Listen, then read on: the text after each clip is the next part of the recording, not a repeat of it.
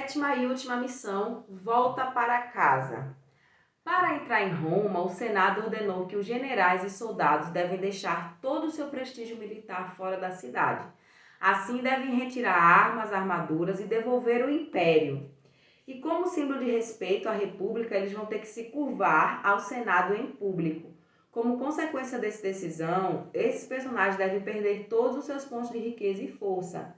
Caso contrário, não poderão entrar na capital romana. O que vocês decidem? Obedecer o Senado ou enfrentá-lo? Essa decisão vai definir o final do jogo. E aí o que é que acontece, né? Soldados, generais, todo mundo vai ter que decidir se curva ao Senado, eles vão ter que se abaixar, se render ao Senado, perder todos os pontos de riqueza e devolver o império. E aí, depois disso, você vai escutar todos os grupos, menos o Senado. O Senado não fala. Soldados vão obedecer, e aí todos os grupos eles vão ter que tomar uma decisão coletiva. Cada grupo pode decidir em si, mas depois a turma vai ter que se unir e dizer, e aí, qual vai ser a decisão de vocês? Vocês vão obedecer o Senado ou vocês vão enfrentar o Senado?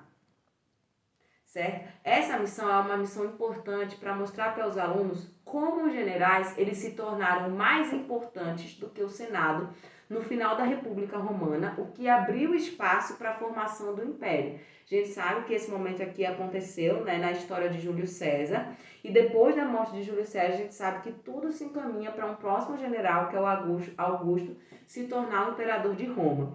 O objetivo dessa missão é mostrar para os alunos como os generais eles passaram a rivalizar e ter tanto poder quanto os próprios senadores que representavam o poder político.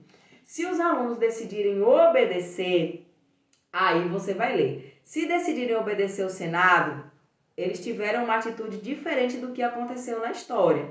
A ação foi mais pacífica e buscou harmonia, porém fez pessoas perderem tudo que conquistaram, principalmente prestígio.